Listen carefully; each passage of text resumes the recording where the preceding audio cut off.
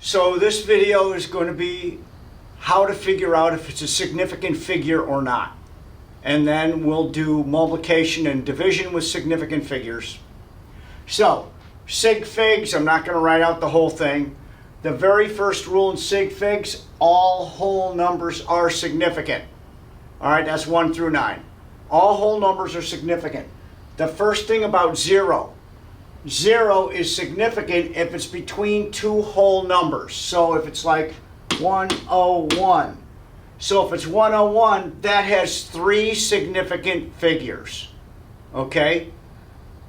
If it's not between two whole numbers, it may or may not be significant. So, our third rule. This is one of the tougher laws for significant figures for 0. So, if there's a whole number in front of the 0 and there's a decimal anywhere in that number, the 0 is significant. So watch. 101.0. Well, we know that 0 is significant because it's between two whole numbers. But what about that 0? Well, there is a whole number in front somewhere and there's a decimal anywhere. So that 0 is significant. So there'd be 1, 2, 3, 4. There'd be 4 Sig Figs. 4 Sig Figs for that. Okay, let's do a couple more since this rule is a little tough. Now, 440200. Well, we know that 4 and 4 and 2, those are significant. We know that that 0 in the middle between two whole numbers is significant. What about these two zeros? Well, there's a whole number in front of these two zeros, but there's no decimal anywhere. So, these two zeros are not significant. So how many significant figures? 1, 2, 3, 4. So this has 4 Sig Figs. So how would I make those zeros significant?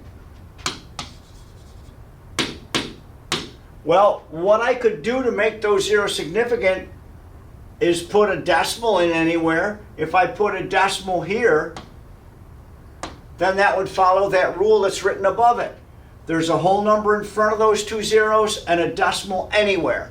So what this number means is this person has measured this object to the tenths, to the 100, out to the thousandths place.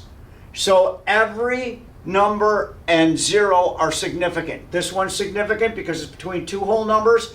These two zeros are significant because there's a decimal and a whole number in front. So we have 1, 2, 3, 4, 5, 6.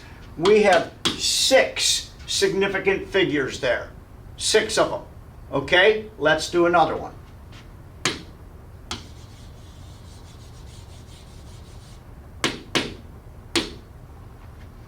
Let's just say, how many miles is it from New York to Los Angeles? And somebody says, I'd say it's about 3,000 miles. 3,000 miles. Now, that person did not measure the 3,000 miles. It's just a guess. So, rule, that number is a whole number, that's significant. These 3 zeros, they have a whole number in front, but there's no decimal point anywhere. So in other words, these 3 zeros are not significant. So for this number, there is only 1 Sig Fig because the person didn't measure it. So now let's say the person measured with an odometer. He drove from New York City to Los Angeles and he found out the odometer said 3,000.0 miles. Well, he measured it. All right, it's not a guess. And these 4 zeros would be significant because there's a whole number in front of all those zeros and there's a decimal anywhere. So this person measured to the tenths of the miles from New York to LA. Okay?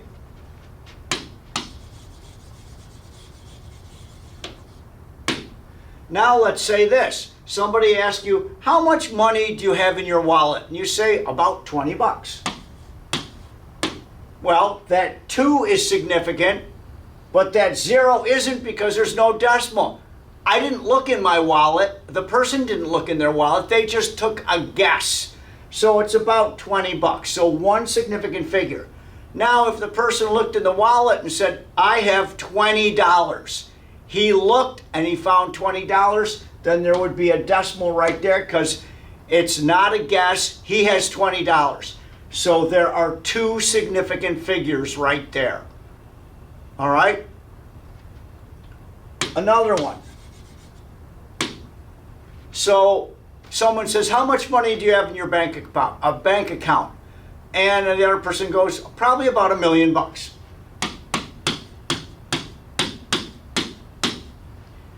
They didn't measure it.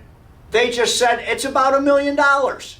So if they didn't measure it, that 1 is significant, but those 6 zeros are not significant because he never counted the money. He said about.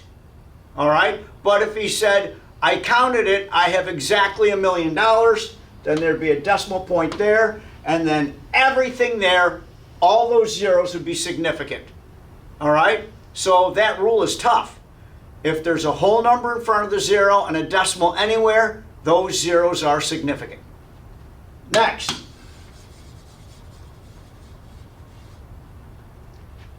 How about this one?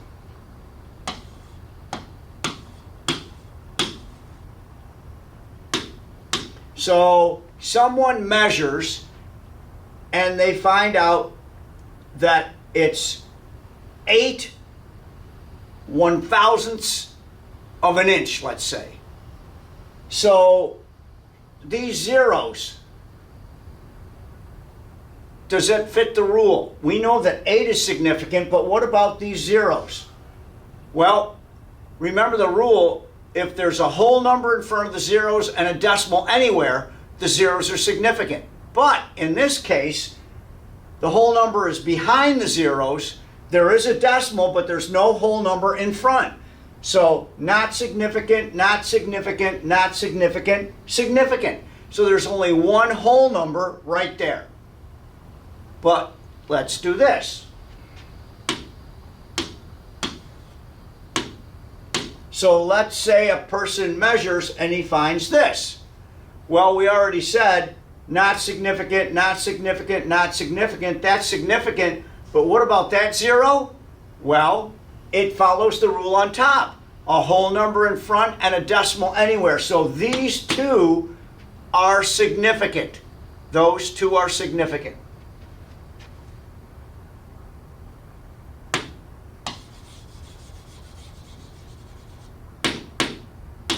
So let's do a few more.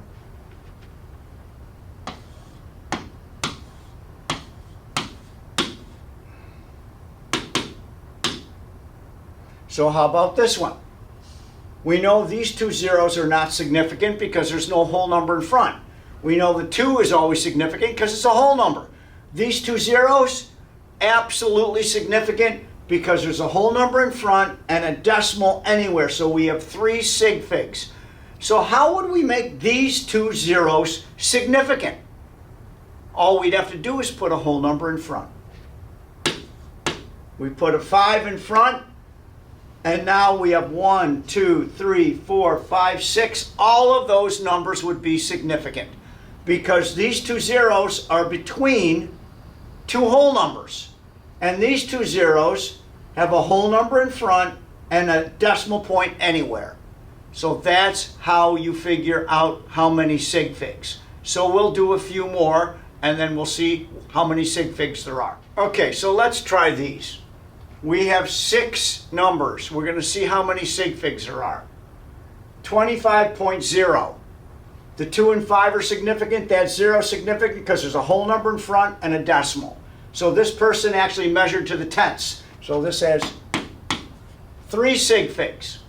0.011. Well, that is a placeholder. That's not significant, and these 2 are. So this has 2 Sig Figs. Remember the rule, you got to have a whole number in front of the zeros and a decimal anywhere. 200. 200's a guess. There's no decimal point there. So there is only one sig fig there. 6.0100. We know that that's zero significant because it's between two whole numbers. But what about these two? Yes, they're significant because we got a whole number in front and a decimal anywhere. 1, 2, 3, 4, 5. So there's 5 sig figs there. 6,500. Well, there's no decimal point. The 6 and the 5 are significant, but the 2 zeros aren't. So we have 2 sig figs. 0.010. Not significant, not significant, yes, and that's zero significant because there's a whole number in front and a decimal anywhere. So that is 2. So this is how you figure out if a number is significant or how many significant figures the number has. Next, we're going to go and do multiplication and division with significant figures. Multiplication with sig figs. So here's your next multiplication. 128.4 times 22.3. This has 4 sig figs, this has 3 sig figs. So we have to round to 3 sig figs. Well, here's 2, 8, and 6. Those are the 3 sig figs. That's a 3, so that 6 stays there. But remember, it can't be 286. That's not close to that number. It has to be close to the actual number. So we have to round to 3 sig figs. This will be 2, 8, 6, 0. So that is 2,860. And the real answer before sig figs is 2,863. That's your answer. Okay? One more multiplication problem. Okay, so here's our last multiplication problem. 2.9 times 12.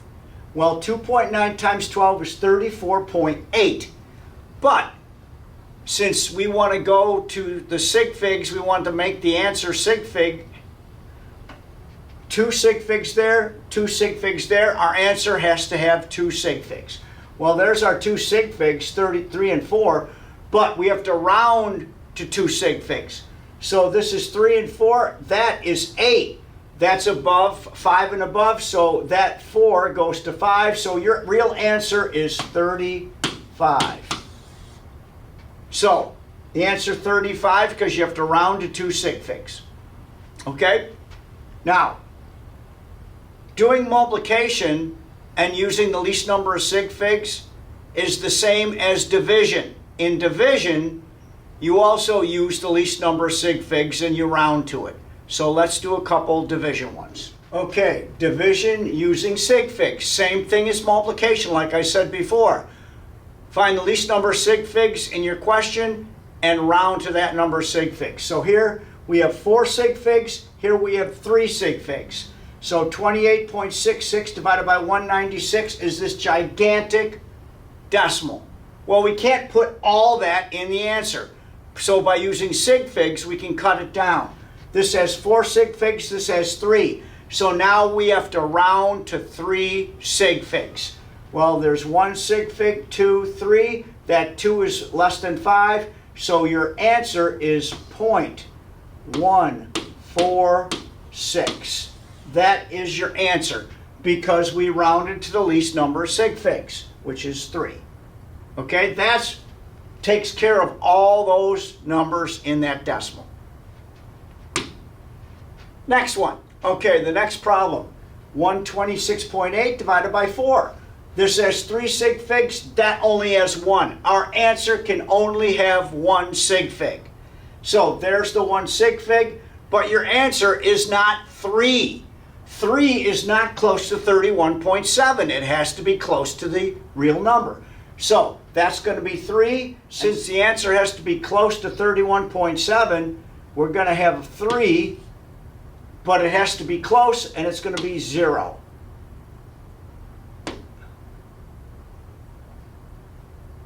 So it's going to be 30. Your answer will be 30 in this case. Because we don't round, even though that's 7, we can't round that because that's not going to be a sig fig number. It's just going to be 1 sig fig, so it's going to be 30. Right? Does everybody understand that? if this number were this 37.7 and there's only one sig fig, it would be this sig fig 3, but since that's a 7, that would go up to 4, and the answer there would be 40. Okay? Hopefully that's not confusing you. So, 0.0822 divided by 0.25. There are 3 sig figs in the top, there's 2 sig figs on the bottom, so we have to round to 2 sig figs. So, there's 3 and there's 2, that's our 2 sig figs, but since that is an 8, we have to round that second sig fig to this, 0.33. That is our answer in sig figs. Remember, you have to round to the least number of sig figs, and that's what that is. So we just learned that using multiplication and division, we round to the least amount of sig figs in the question. All right? But now, for addition and subtraction, we don't really use sig figs. We round to the least precise measurement in the question. It's like a chain is only as strong as its weakest link. Well, the weakest link would be the least precise measurement. So we're adding these 3 numbers. Well, this top number is quite precise. That's measured to the hundredths. This is only measured to the tenths. This one is measured to the thousandths. So the least precise measurement would be the tenths. So we have to round to the tenths in our answer. So here, 319.406, we have to round to this number right here, the tenths, and since that's 0, the answer for this would be 319.4. That would be the answer because that's the least precise measurement of all the 3 measurements. So let's do just a few more. So 75.82 plus 7. Well, the least precise measurement is 7. This was measured to the hundredths. This was only measured to the 1. Okay, the whole number. So I have 82.82. Since this is the least precise measurement, we have to round to this number right here. So since this is 8, this will go to 3, and the answer here would be 83. That would be the answer. So for this subtraction, 792.628 minus 44.11, the least precise measurement is this one right here. This goes to the hundredths. This goes to the thousandths. So we're going to have to round to the nearest hundredth. So this would be 48.5, and then this is the hundredth part, but since that's 8, we got to pop that up to 2, so that would be 48.52. And there is our answer, rounded to the hundredths place. Okay? So addition and subtraction, once again, don't really deal with sig figs. It deals with the least precise measurement. So you round to the least precise measurement. Okay, that's it.